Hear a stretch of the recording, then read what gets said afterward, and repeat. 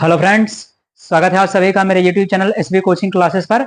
और जैसा कि मैंने आपको अपने पिछले वीडियो में विद्युत रासायनिक सेल, विद्युत अपघटनी सेल, सेल के जो प्रकार थे उनके बारे में बता दिया था। उनके एग्जाम्पल्स भी जितने होते हैं वो सभी आपको बता दिया था। रसायन विज्ञान की जो विद्युत रसायन की डिफिनेशन है उसको भी बता दिया था। यानी इतनी बातों का डिस्कशन मैंने अपने पिछले वीडियो में आपसे कर लिया था। आज हमें जस्ट उसी के आगे जो हमारा टॉपिक रहेगा वो रहेगा अर्ध सेल, यानी हाफ सेल, है ना। तो चलिए देखते हैं कि ये अर्ध सेल, देखिए नाम से पता चल रहा होगा, मैंने कल सेल बताया था आपको, है ना। तो सेल कहां से बनता है? सेल बनता है अर्ध सेल से, है ना।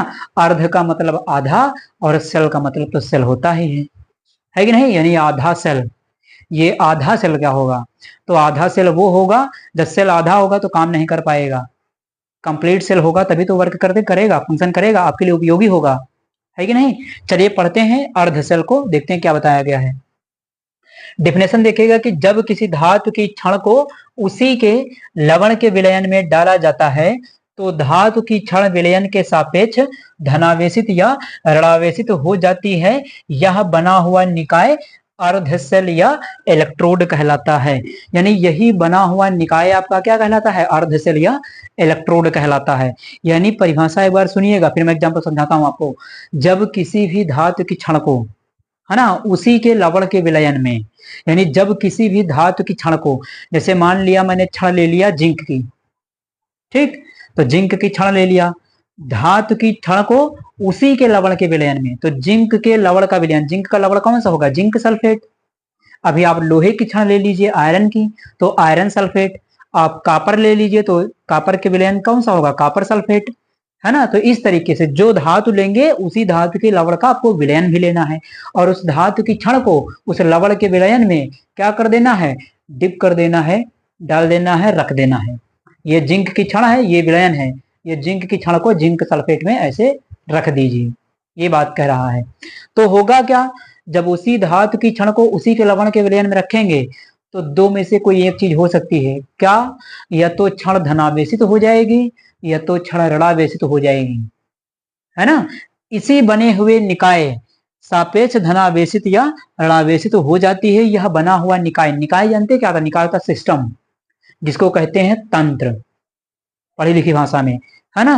तो निकाय, निकाय तो एक जनरलाइज शब्द होता है कि निकाय शब्द थोड़ा सा कठिन नहीं बन जाता, लेकिन इंग्लिश में इसको सिस्टम कहते हैं, और इसका दूसरा नाम आप इसको तंत्र भी कह सकते हैं, ठीक। तो चलिए, तो ये क्या कहलाता है कि अर्ध सेल या इलेक्ट्रोड कहलाता है। देखिए यहाँ पर क्या है कि इलेक्ट्रोड की एक दूसरी भी डिफिनेशन होती है, कहीं कहीं आपको वो लिखी हुई मिल जाएगी किताब सीरीज में। कौन सी डिफिनेशन? तो ये जो डिफिनेशन है आपकी, मैंने नीचे लिखा हुआ है। ये आपको बहुत ओल्ड किताबों में, देखिए मैं आपको जो कंटेंट देता हूँ वो कोई एक ही किताब का कंटेंट नहीं होता है, वो कई किताबों का मिक्सचर होता है। मैं कई जगह से स्टडी करने के बाद ही आपको बेटर से बेटर कंटेंट प्रोवाइड करवाता हूँ, है ना। आप तुलना भी कर सकते हैं किसी भी लेक्चर से, किसी भी वीडियो से, है ना। वहां से किसी से मेरा वीडियो मैच नहीं करेगा, कुछ भी मैच नहीं करेगा, है ना। क्योंकि मैं क्या करता हूँ कि आपके लिए कई किताबों का कंटेंट निचोड़ करके लाता हूं वहां से, ठीक। तो चलिए ये डिफिनेशन देख लीजिए, लिखी हुई है। ये आप इलेक्ट्रोड की एक दूसरी डिफिनेशन होती, बता ये भी देता हूं, आप दोनों को याद रखिएगा, और जैसी जरूरत हो या जैसे समझना हो वैसे हम इसका यूज कर लिया करेंगे। जहां इससे समझना होगा वहां इसे समझ लेंगे। इस चैप्टर में जो हमें समझना होगा वो ये वाली डिफिनेशन से समझ जाएंगे कि इलेक्ट्रोड क्या होता है। अर्ध सेल का ही दूसरा नाम है इलेक्ट्रोड, ठीक। देखिएगा लिखा हुआ है कि किसी विद्युत अपघटनीय विलयन में, यानी किसी विद्युत अपघटनीय विलयन में, अब ये विद्युत अपघटनीय विलयन कौन सा होता है? यानी वह विलयन जिसमें कोई यौगिक क्या करता है? आयनों में टूट जाता है, और आयनों में टूटने के बाद क्या होता है? उसमें विद्युत प्रवाहित होती है ना। तो यहां पर क्या है कि विद्युत अपघटनीय विलयन में विद्युत धारा प्रवाहित करने के लिए, यानी विलयन में विद्युत धारा प्रवाहित करने के लिए जिस धात्विक क्षण का प्रयोग किया जाता है उसे क्या कहते हैं? इलेक्ट्रोड कहते हैं, है ना। यानी यहां पर क्या होगा कि किसी विद्युत अपघटनीय विलयन में हमें क्या करना है कि विद्युत धारा प्रवाहित करनी, लाइट चलानी है, जैसे बैटरा है ना। अब बैटरी में क्या करना है? बैटरा या बैटरी में आपको क्या करना है? लाइट चलानी है। तो बैटरी में क्या होता है? आपने देखा होगा ना, क्लिप लगी होती है सब, उसमें देखिएगा जब इन्वर्टर में पानी वगैरह डालते हैं तो उसमें क्या होती है, सब रॉड लगी हुई होती हैं, सब छड़ें लगी हुई होती हैं धातुओं की, लगी होती है कि नहीं होती, तो उन्हीं छड़ों को क्या कहते हैं, इलेक्ट्रोड। क्यों, क्योंकि वो क्या करती हैं, उस विलयन में विद्युत धारा को प्रवाहित करने का काम करती हैं, इलेक्ट्रॉनों के या आयनों के स्थानांतरण में सहायता करती हैं, है ना। कौन, तो यही आपका जो विद्युत अपघटनी विलयन है, इसमें जो छड़ें पड़ी हुई हैं वो, तो यही छड़ें क्या करती हैं, विद्युत धारा को प्रवाहित करने का काम, ट्रांसफर करने का काम, या इलेक्ट्रॉनों को ट्रांसफर करने का काम करती हैं, है ना। अब इलेक्ट्रॉन कैसे गमन करेगा, उस विलयन के अंदर अगर कोई क्षण नहीं होगी, कोई रास्ता, कोई मार्ग नहीं होगा, तो कहाँ गति हो जाएगी इलेक्ट्रॉनों की, कहाँ से कहाँ जाएंगे, कहाँ नहीं जाएंगे, तो वही छड़े हमारी क्या कहलाते हैं, इलेक्ट्रोड। चलिए इस डेफिनेशन का हम एग्जाम्पल ले लेते हैं, जैसे मैंने ले लिया यहाँ पर, ये जगह मैंने क्यों छोड़ी है आपको पता चल रहा होगा, एग्जाम्पल समझाने के लिए, है ना, इसीलिए इतनी जगह मैं छोड़ देता हूँ, ताकि जो बात जहां लिखी है वो वहीं क्लियर हो, ज्यादा सही रहता है। चलिए तो यहां पर हम ले लेते हैं एक विलयन, ये विलयन ले लिया मैंने, और इस विलयन के अंदर ये है आपकी जिंक,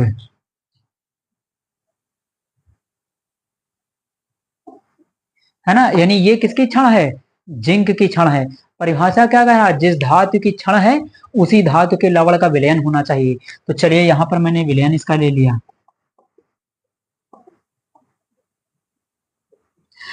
अब जिंक की क्षण है तो जिंक सल्फेट का विलयन होना चाहिए, या जिंक का विलयन हो, कोई भी विलयन हो, उससे हमें लेना देना नहीं, जिंक नाइट्रेट हो, जिंक सल्फेट हो, जिंक क्लोराइड हो, कोई भी हो, उससे हमें लेना देना नहीं है, जिंक का विलयन होना चाहिए, ये जरूरी है। ठीक, तो ये जिंक की क्षण हो गई, और ये जिंक का विलयन हमने मान लिया कौन सा है, ये है जिंक सल्फेट, यानी जिंक की क्षण है और ये जिंक सल्फेट का विलयन है। अब इसके अंदर क्या होगा, आगे पढ़िए, देखिए डेफिनेशन को, धातु की क्षण को उसी के लवण के विलयन में डाला जाता है या रखा जाता है। तो ये धातु की क्षण है और इसी धातु की क्षण का, इसी धातु का क्या है, ये विलयन है। देखिए इस विलयन के अंदर कौन है, जिंक सल्फेट है कि नहीं है, Zn4 है कि नहीं, तो ये हो गया। उसके बाद हाँ, तो धातु की क्षण विलयन के सापेक्ष धनावेशित या ऋणावेशित हो जाती है। तो कहता है कि जो धातु की क्षण है वो विलयन के सापेक्ष क्या होगी, धनावेशित हो जाएगी, यानी उस पर क्षण पर प्लस चार्ज आ जाएगा या तो माइनस चार्ज आ जाएगा। चलिए इसको समझ लेते हैं। तो यहां पर क्या होगा कि ये हो गया जिंक। अब जिंक क्या है, जिंक एक प्रबल ऑक्सीकारक होता है, यानी इसका ऑक्सीकरण बहुत जल्दी होता है जिंक का, है ना। जो जिंक होता है तो जिंक से बहुत आसानी से इलेक्ट्रॉन निकलते हैं, है ना, यानी जिंक का ऑक्सीकरण बहुत आसानी से हो जाता है ना, बहुत टेंडेंसी होती है इसके अंदर इलेक्ट्रॉन को निकालने की, यानी जिंक एक धातु है और धातुएं क्या करती है, इलेक्ट्रॉन का त्याग करती हैं, है कि नहीं। तो यहां पर क्या होगा कि ये जिंक क्या करता है, इलेक्ट्रॉनों का त्याग करता है, इलेक्ट्रॉन त्यागने की कैपेसिटी इसकी बहुत ज्यादा होती है, तो ये इलेक्ट्रॉन को त्याग कर देगा। ठीक, तो यहां से जिंक क्या करती है, जिंक की क्षण जो है वो इलेक्ट्रॉनों का त्याग करती है ना, तो इलेक्ट्रॉनों का त्याग करेगी यहां पर, तब यहां पर क्या होगा कि जिंक की क्षण से इलेक्ट्रॉन निकलते हैं, ये माइनस चार्ज वाली, ये इलेक्ट्रॉन, यानी यहां से क्या होगा कि जिंक की क्षण से इलेक्ट्रॉन निकलना चालू होंगे। तो क्षण पर क्या होंगे, जिंक के इलेक्ट्रॉन, और जिंक जब इलेक्ट्रॉन निकालता है तो देखिए ऐसे जिंक इलेक्ट्रॉन निकालता है, जैसे जिंक है तो जिंक हमेशा 2 इलेक्ट्रॉन बाहर निकालता है। जिंक कितने इलेक्ट्रॉन निकालता है, तो जिंक हमेशा 2 इलेक्ट्रॉन बाहर निकालता है। ठीक, ये ध्यान रखिएगा। तो जिंक ने 2 इलेक्ट्रॉन निकाल दिए तो क्या बन गया, Zn++ बन गया ना। अब क्या होगा कि ये Zn++ कहां आएगा, Zn++ इस विलयन के अंदर आएगा, इसके अंदर। ठीक, Zn++ कहां आएगा, Zn++ इस क्षण से निकल करके, जिंक जो है जिंक आयन के रूप में निकल करके कहां आएगा, इस विलयन के अंदर आएगा, आएगा ना। अब इस विलयन के अंदर क्षण से भी जिंक आ रहा है और पहले से भी इसके अंदर जिंक भरा हुआ है, देखिए जिंक सल्फेट, ये जिंक सल्फेट है, पहले से ये भी जिंक तो होगा इसके अंदर, Zn++ और क्या होगा, SO4 डबल माइनस के रूप में, इस प्रकार से, यानी पहले से ही इसके अंदर Zn double plus SO4 double minus इसका विलयन है ना, तो विलयन में क्या होगा, zinc double plus SO4 double minus, तो वो पहले से ही विलयन के अंदर भरा हुआ था, ऊपर से और आ रहा है जिंक डबल प्लस, तो क्या होगा, तो इस विलयन के अंदर जिंक की जो मात्रा है ना, जिंक की जो संख्या है वो क्या हो जाएगी, बढ़ जाएगी, और जिंक पर चार्ज कैसा है, धनायन है, धनावेशित है, तो इस विलयन के अंदर कौन सा चार्ज बढ़ने लगेगा, इस विलयन के अंदर धनावेशित चार्ज बढ़ने लगेगा, प्लस चार्ज बढ़ने लगेगा, पॉजिटिव चार्ज बढ़ने लगेगा, है कि नहीं। तो इस विलयन के अंदर Zn डबल प्लस की संख्या क्या हो जाएगी, ज्यादा हो जाएगी, और यहाँ पर अगर Zn डबल प्लस की संख्या ज्यादा हो गई तो वहां पर क्या होगा, विलयन के अंदर प्लस आयन, धनायन, धनावेशित आयन की संख्या ज्यादा हो जाएगी, तो विलयन कैसा हो जाएगा, पूरा धनायन हो जाएगा, उसके अंदर प्लस चार्ज भर जाएगा, यानी विलयन कैसा हो जाएगा, यहाँ पर धनावेशित हो जाएगा। जबकि धातु की क्षण कैसी हो गई, धातु की क्षण यानी जिंक की क्षण, यहाँ देख लीजिए क्या है, जिंक की क्षण पर आ गया माइनस, तो जिंक की क्षण कैसी हो गई, ऋणावेशित हो गई, तो क्षण ऋणावेशित हो गई और विलयन धनावेशित हो गया, जो परिभाषा थी वही हो गया। और ये बना हुआ निकाय, इसको हम क्या कहेंगे, इसको कहते हैं अर्ध सेल या इलेक्ट्रोड, है कि नहीं। तो ये तो हो गई जिंक की बात। उसके बाद जरा देख लेते हैं दूसरा एग्जांपल हम लेते हैं इसी में। इस साइड में मैंने एक और इलेक्ट्रोड बना लिया है कि विलयन, ये मैंने ले लिया कापर की क्षण, तो दूसरा मैंने आपको समझाने के लिए लिया कापर की क्षण, यानी ये क्षण किसकी है, कापर की, तो कापर की क्षण जिसकी क्षण उसी के लवण का विलयन, तो कापर की क्षण है तो चाहे कापर नाइट्रेट ले लीजिए, कापर सल्फेट ले लीजिए, है ना, इस तरीके से। तो यहाँ पर क्या होगा कि हम कापर का विलयन लेंगे, जिस धातु की क्षण उसी धातु के लवण का विलयन, ठीक। तो कापर में हमने ले लिया यहाँ पर, इसके अंदर कापर सल्फेट, कापर सल्फेट होगा। अब क्या किया कि यहां से मैंने जिंक वाले तार को कनेक्ट कर दिया, जिंक वाले तार को जोड़ दिया मैंने कापर वाले तार से, है ना, यानी यहाँ जिंक के तार को कापर के तार से, कापर वाले इलेक्ट्रोड से जोड़ दिया। अब होगा क्या कि जिंक इलेक्ट्रॉन त्याग करेगा तो इस वायर के द्वारा, इस तार के द्वारा इलेक्ट्रॉन कहाँ जाएंगे, इधर जाएंगे। तो अगर इलेक्ट्रॉन यहां जाएंगे तो जो कापर है, कापर की टेंडेंसी होती है इलेक्ट्रॉनों को ग्रहण करने की, इसकी जो क्षमता होती है इलेक्ट्रॉनों को ग्रहण करने की होती है। तो कापर क्या कहेगा कि अब ये इलेक्ट्रॉन आ रहे हैं, इनको हम ग्रहण करेंगे। लेकिन कापर इलेक्ट्रॉन कब ग्रहण कर सकता है ना भाई, आपको खाना खाना है तो खाना खाने के लिए आपके पास क्या होना चाहिए, भूख, है कि नहीं। तो यहाँ पर अगर कापर को इलेक्ट्रॉन ग्रहण करना है तो कापर के पास खाली जगह तो होनी चाहिए, ग्रहण करने की कैपेसिटी तो होनी चाहिए, है कि नहीं। तो कापर क्या करेगा, कापर ये करेगा कि अपने इलेक्ट्रॉन का त्याग करके प्लस चार्ज बनाएगा, पहले इलेक्ट्रॉन की कमी तो करेगा, अपने पास खर्च करेगा या कहीं भी देगा, है ना। तो यहाँ पर क्या होगा, कापर इलेक्ट्रॉन को निकाल करके कहीं छोड़ देगा और खुद बन जाएगा पॉजिटिव चार्ज, यानी इलेक्ट्रॉन को कहीं निकालेगा बाहर जाकर के और वहां से आएगा क्या कि इन इलेक्ट्रॉनों को ग्रहण करेगा। तो कापर क्या करेगा, कापर इलेक्ट्रॉनों को ग्रहण करने का काम करेगा। अब यहाँ पर होगा क्या, ये कापर की क्षण है, इलेक्ट्रॉन निकल निकल कर कहाँ आएंगे, इधर, तो माइनस वाला कहाँ चार्ज, इधर आएगा, यानी इलेक्ट्रॉन यहाँ पर आएंगे। तो इस विलयन के अंदर कौन है, कापर सल्फेट, और विलयन में कापर सल्फेट कैसे टूटता है, तो विलयन के अंदर कापर सल्फेट ऐसे टूटेगा, Cu डबल प्लस और SO4 डबल माइनस, ऐसे टूटेगा, यानी Cu डबल प्लस और SO4 डबल माइनस के रूप में कापर टूटता है, ठीक। तो ये यहाँ ऐसे टूट जाएगा। अब ये इलेक्ट्रॉन कौन ग्रहण करेगा, कापर। तो ग्रहण करने के लिए ये जो कापर प्लस है, यानी विलयन के अंदर, इसके अंदर कापर किस रूप में होगा, इसके अंदर होगा आपका कापर डबल प्लस के रूप में और SO4 डबल माइनस के रूप में। तो इलेक्ट्रॉन ग्रहण करने कौन जाएगा, इसमें पड़ा हुआ जो कापर है वो देखेगा कि क्षण पर माइनस चार्ज आ रहा है, तो क्या होगा, प्लस चार्ज जो है माइनस को ग्रहण करने के लिए क्षण पर कापर जाना चालू हो जाएगा। तो यहां से कापर निकल निकल करके कहा जाएगा, इस क्षण पर, तो क्षण पर क्या हो जाएगा, प्लस का चार्ज आता जाएगा ये। तो यहां पर क्षण क्या हो जाएगी, यहां पर क्षण धनावेशित हो जाएगी। उसके बाद क्या होगा, उसके बाद कॉपर देखिए यहां से निकल करके क्षण पर जा रहा, तो विलयन के अंदर कॉपर की मात्रा कम हो जाएगी, और कॉपर की मात्रा कम हुई, इसका मतलब प्लस वाला चार्ज विलयन के अंदर कम हो जाएगा। भाई कॉपर यहां से क्या हो रहा है, निकल निकल करके क्षण पर जा रहा है कि नहीं। तो यहां जब क्षण पर जा रहा है तो विलयन के अंदर जो Cu डबल प्लस की मात्रा है, उसकी संख्या है या उसकी सांद्रता है, वो क्या हो जाएगी, कम। और किसकी सांद्रता बढ़ जाएगी, तो यहाँ पर SO4 माइनस, यानी SO4 है डबल माइनस, इसकी संख्या इस विलयन के अंदर बढ़ जाएगी। तो यहाँ पर देखिए इसके ऊपर चार्ज कौन सा है, माइनस का, तो इस विलयन के अंदर क्या होगी, माइनस की संख्या बढ़ जाएगी, यानी ऋणायन की संख्या बढ़ जाएगी। तो विलयन कैसा हो जाएगा, ऋणावेशित। और ये क्षण कॉपर की कैसी हो गई, धनावेशित, क्योंकि कॉपर निकल निकल करके प्लस के रूप में यहां चला गया, और SO4 इसके अंदर यहां बचा रह गया। तो जब विलयन के अंदर SO4 ज्यादा हो गया तो विलयन हो गया ऋणावेशित, कॉपर की क्षण हो गई धनावेशित, है ना। यहाँ क्या हो रहा था, यहाँ पर जिंक की क्षण ऋणावेशित, और जिंक का ये जो विलयन है वो धनावेशित हो गया, है कि नहीं। तो ये हमारा जो बना हुआ है, इसको भी हम नाम देते हैं अर्ध सेल या इलेक्ट्रोड का।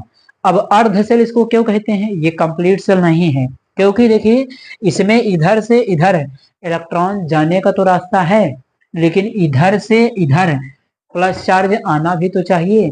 भाई विद्युत कैसे बहेगी, जब पॉजिटिव निगेटिव चार्ज बराबर होने चाहिए। तो इलेक्ट्रॉन इधर से जाने का रास्ता तो है, लेकिन इधर से आने का रास्ता नहीं है। यहाँ पर क्या होगा कि जिंक की ओर से इलेक्ट्रॉन इधर चले जाएंगे, और इधर क्या हो जाएंगे कि जो कॉपर की ओर इलेक्ट्रॉन चले आएंगे। तो यहाँ पर जो जिंक होता वो कहलाता है एनोड, एनोड, और यहाँ पर जो एनोड होता वो निगेटिव होता है, इसको कहते हैं कैथोड। कैथोड क्या होता है, पॉजिटिव होता है। तो एनोड नेगेटिव होता है और कैथोड कैसा होता है, पॉजिटिव होता है ना। तो यहां पर क्या होगा कि ये नेगेटिव और ये आपका पॉजिटिव, ये तो नाम दिया गया कैथोड एनोड, अभी आगे पढ़ाएंगे आपको, ठीक। तो ये मैंने आपको बता दिया अर्ध सेल की पूरी डेफिनेशन। यहाँ विलयन कैसा है, धनावेशित, क्षण कैसी है, ऋणावेशित। यहाँ विलयन कैसा है, ऋणावेशित, क्षण कैसी है, धनावेशित। तो मैंने यही आपको बताया था कि विलयन के सापेक्ष जो क्षण है वो या तो धनावेशित हो जाएगी या तो ऋणावेशित हो जाएगी, है कि नहीं। मैंने आपको ये बताया था।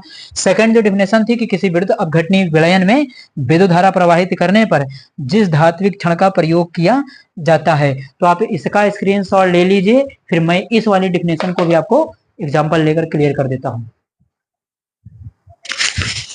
तो चलिए मैं सेकंड वाली डेफिनेशन भी आपको क्लियर कर देता हूं, है ना।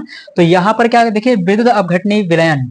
अब हम यहाँ पर पहले एक विद्युत अपघटनीय विलयन बना लेते हैं कोई भी। तो मैंने यहाँ पर एक विलयन बना लिया, यहाँ पर बना लेते हैं इस साइड में, है ना। ये हो गया आपका विद्युत अपघटनीय विलयन। ये एक क्या है, विद्युत अपघटनीय विलयन। इसमें कोई विद्युत अपघट्य हो सकता है, कोई भी ले लीजिए। मैं सोडियम क्लोराइड ले लेता हूँ, मुझे वही नाम ध्यान आ गया, मैं वही ले लेता हूँ। यहाँ पर ले लिया NaCl, यानी इस विलयन के अंदर सोडियम क्लोराइड नामक विद्युत अपघट्य भरा हुआ है, ठीक। अब क्या होगा, अगर इस विलयन के अंदर आपको इलेक्ट्रिसिटी चलानी है, विद्युत धारा प्रवाहित करना है, इसका उपयोग किसी सेल को बनाने में या किसी उपकरण को बनाने में करना है, तो इसमें क्या करना होगा, इसमें धातु के 2 इलेक्ट्रोड लगाना होगा। क्यों, क्योंकि यहाँ पर Na+ और Cl- में ये टूटेगा, है ना। विलयन के अंदर क्या होगा, विलयन के अंदर Na+ होगा और क्या होगा, Cl- में होगा। ये होगा विलयन के अंदर आपका NaCl आपका इस प्रकार से होगा कि नहीं होगा। तो यहाँ पर क्या करेंगे, यहाँ पर अगर हमें इसमें लाइट चलानी है तो यहाँ पर हमें इलेक्ट्रोड लगाना होगा। तो यहाँ पर हम क्या कर देते हैं, 2 इलेक्ट्रोड लगा देंगे, यानी 2 क्षण लगा दिया हमने, 2 धातु की क्षण लगा दिया। यहाँ पर अभी मैं धातु की क्षण इनको कह देता हूँ। तो ये 2 धातु की क्षण लगा दिया और इनको एक तार से जोड़ दिया। तो यहाँ पर क्या किया, इधर प्लस लगा दिया और इधर माइनस लगा दिया। अब ये क्षण क्या करेंगे, ये क्षण अपोजिट चार्ज वाले यानी विपरीत चार्ज वाले आयनों को अपनी ओर क्या करेंगे, खींचेंगे, आकर्षित करेंगे। जैसे इसमें बैटरी की सहायता से विद्युत धारा प्रवाहित करेंगे, वैसे क्या होगा, वैसे जो आपका क्लोराइड आयन है यानी माइनस वाला जो आयन है वो किधर जाएगा, प्लस वाले की ओर जाएगा, है कि नहीं, जैसे विद्युत धारा प्रवाहित करेंगे। और इसमें NaCl में क्या होगा, ये Na है तो जाएगा माइनस वाले की ओर। और किसी भी विलयन में अगर प्लस माइनस चार्ज यानी आवेश गति कर रहे हों तो वहां पर विद्युत उत्पन्न हो जाती है, विद्युत धारा प्रवाहित हो जाती है। देखिए विद्युत धारा दो कारणों से उत्पन्न होती है, या तो कहीं पर इलेक्ट्रॉन चल रहे हों, इलेक्ट्रॉन का फ्लो हो रहा हो। इलेक्ट्रॉन का फ्लो आपको कहाँ देखने को मिलता है, तो जो मैंने अभी सेल आपको पढ़ाया था वहां इलेक्ट्रॉन का फ्लो हो रहा था, तो इलेक्ट्रॉन के फ्लो से ही क्या है, विद्युत धारा उत्पन्न हो सकती है। उसके बाद दूसरा ये है कि कहीं पर प्लस और माइनस आवेश गति कर रहे हों, वहां पर आपको विद्युत धारा देखने को मिलेगी। जैसे आपका ये वाला विलयन है, इसके अंदर क्या है, इसके अंदर क्लोराइड जो Cl माइनस है वो गति कर रहा है प्लस वाले इलेक्ट्रोड की ओर, है ना, और ये जो Na प्लस है वो गति कर रहा है माइनस वाले इलेक्ट्रोड की ओर। अब देखिए इन दोनों का नाम क्या है, इन दोनों का नाम है इलेक्ट्रोड, है कि नहीं। अब एक चीज और है, इलेक्ट्रोड इस बेसिस पर भी कई प्रकार का हो जाता है।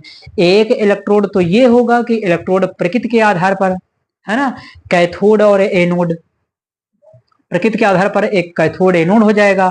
और एक आपका सक्रिय और निष्क्रिय इलेक्ट्रोड भी होता है ना। के टाइप पर आपसे डिस्कशन कर लेता हूं।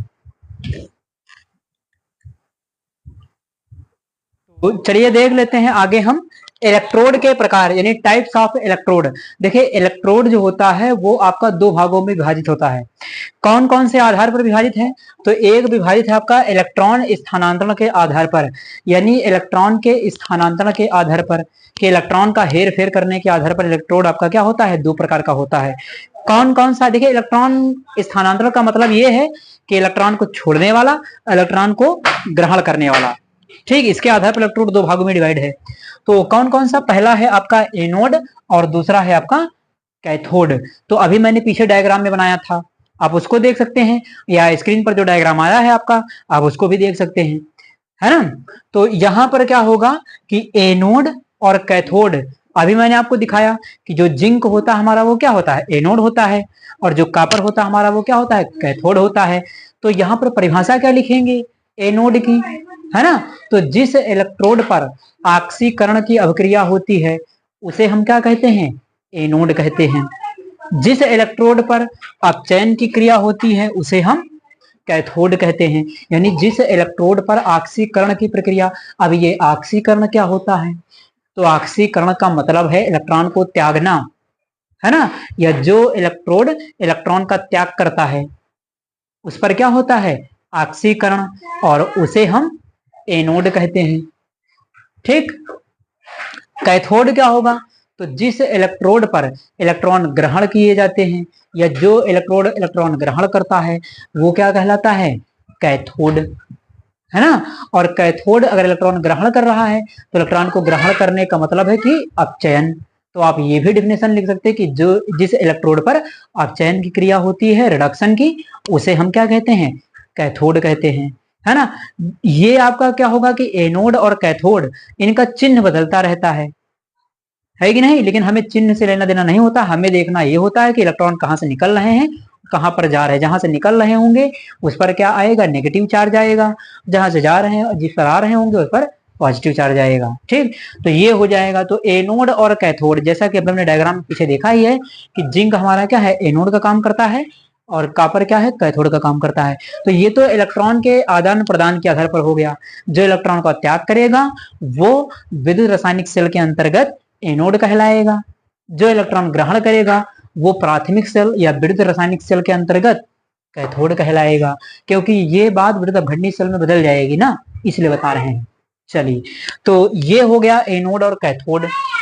ठीक, उसके बाद रासायनिक क्रिया के आधार पर, अब देखिए क्या है, रासायनिक क्रिया के आधार पर भी इलेक्ट्रोड को दो भागों में डिवाइड किया गया। कौन कौन सा, एक है आपका सक्रिय इलेक्ट्रोड और दूसरा है आपका निष्क्रिय इलेक्ट्रोड, यानी एक्टिव इलेक्ट्रोड और पैसिव इलेक्ट्रोड, है ना। तो यहाँ पर सक्रिय इलेक्ट्रोड क्या होता है, तो सक्रिय इलेक्ट्रोड आपको विद्युत रासायनिक सेलों में देखने को मिलता है। सक्रिय इलेक्ट्रोड वह इलेक्ट्रोड होता है जो रासायनिक अभिक्रिया में भाग लेता है। यानी परिभाषा अगर आपको लिखनी हो तो वे इलेक्ट्रोड जो रासायनिक अभिक्रिया में या रासायनिक क्रिया में भाग लेते हैं उन्हें हम सक्रिय इलेक्ट्रोड कहते हैं। सक्रिय इलेक्ट्रोड जैसे कौन सा हो जाएगा, जैसे अभी आपने पीछे बनाया कॉपर, जिंक, है ना, ये सब आपके क्या हैं, सक्रिय इलेक्ट्रोड हैं। सक्रिय इलेक्ट्रोड का प्रयोग इलेक्ट्रोप्लेटिंग विधियों में किया जाता है। इलेक्ट्रोप्लेटिंग क्या होती है?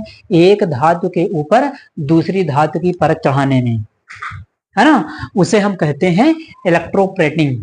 और इलेक्ट्रोप्लेटिंग में आपको कौन सा इलेक्ट्रोड यूज होता है? सक्रिय इलेक्ट्रोड यूज होता है कि नहीं? तो सक्रिय इलेक्ट्रोड आपको समझ में आ गया होगा कि वे इलेक्ट्रोड जो रासायनिक प्रतिक्रिया में या रासायनिक अभिक्रिया में या रासायनिक क्रिया में भाग लेते हैं, सक्रिय इलेक्ट्रोड कहलाते हैं। जैसे जिंक का इलेक्ट्रोड, कॉपर का इलेक्ट्रोड, आयरन का इलेक्ट्रोड, ये सब क्या है? आपके सक्रिय इलेक्ट्रोड हैं। कैसे पता चला? अभी आपने पीछे देखा ना, विद्युत रासायनिक सेल में जो बनाया था छोटा सा अर्ध सेल, उसमें जिंक से इलेक्ट्रॉन निकल रहे थे, कॉपर वाला इलेक्ट्रॉन ग्रहण कर रहा था, तो वहां पर इलेक्ट्रोड ही तो रासायनिक क्रिया में भाग ले रहा है कि नहीं? इलेक्ट्रोड ही तो वहां अभिक्रिया दिखा रहा था। इस डायग्राम में आप देख सकते हैं, इसमें क्या हो रहा था? जिंक और कॉपर का इलेक्ट्रॉन ट्रांसफर हो रहा था कि नहीं? जिंक इलेक्ट्रॉन छोड़ रहा है, कॉपर इलेक्ट्रॉन ग्रहण कर रहा है। तो आप इस डायग्राम से भी देख सकते हैं, है कि नहीं? तो ये हो जाता है। उसके बाद सक्रिय इलेक्ट्रोड तो मैंने आपको बता दिया। निष्क्रिय इलेक्ट्रोड क्या होगा? तो वे इलेक्ट्रोड जो रासायनिक प्रतिक्रिया में या रासायनिक अभिक्रिया में या केमिकल रिएक्शन में, रासायनिक अभिक्रिया में भाग नहीं लेते हैं। अब इस प्रकार के जो निष्क्रिय इलेक्ट्रोड है आपको कहाँ देखने को मिलते हैं? तो ये आपको मिलेंगे विद्युत अपघटनी सेलों में देखने के लिए। यानी जो आपका इलेक्ट्रोलाइटिक सेल होता है उसके अंदर लगा हुआ होता है आपका निष्क्रिय सेल। एग्जाम्पल मैंने बताया था अभी आपको, देखिए ये वाला एग्जाम्पल मैंने बताया था, सोडियम क्लोराइड का एग्जाम्पल ये था। यानी यहाँ पर क्या है, ये एक इलेक्ट्रोड है और ये एक इलेक्ट्रोड है। अभी मैंने इसके अंदर विलेन बनाया हुआ था NaCl, सोडियम क्लोराइड, और इसको प्लस चार्ज है और ये आपका माइनस चार्ज है, ये वाला इलेक्ट्रोड। यानी इसमें क्या होता है कि ये जो इलेक्ट्रोड होते हैं केवल इलेक्ट्रोड ट्रांसफर करने का काम करते हैं। बाकी इलेक्ट्रोड से ना तो इलेक्ट्रॉन निकलता है, ना तो कहीं आता, ना तो कहीं जाता, है ना। यानी ये क्या है? निष्क्रिय इलेक्ट्रोड होते हैं। तो निष्क्रिय इलेक्ट्रोड का प्रयोग कहां पर होता है? विद्युत अपघटनी सेलों में होता है। अब एग्जाम्पल कौन कौन से होंगे निष्क्रिय इलेक्ट्रोड के? तो जैसे आपका प्लेटिनम इलेक्ट्रोड निष्क्रिय होता है, हाइड्रोजन इलेक्ट्रोड निष्क्रिय होता है ना। इस तरीके के जो इलेक्ट्रोड कुछ होते हैं वो आपके नेगेटिव होते हैं, ठीक। तो इस प्रकार से सक्रिय इलेक्ट्रोड और ये आपका हो जाता है निष्क्रिय इलेक्ट्रोड।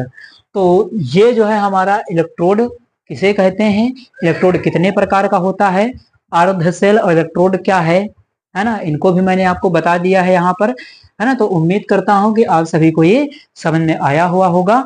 तो वीडियो को ज्यादा से ज्यादा शेयर करते रहिए। Thanks for watching this video.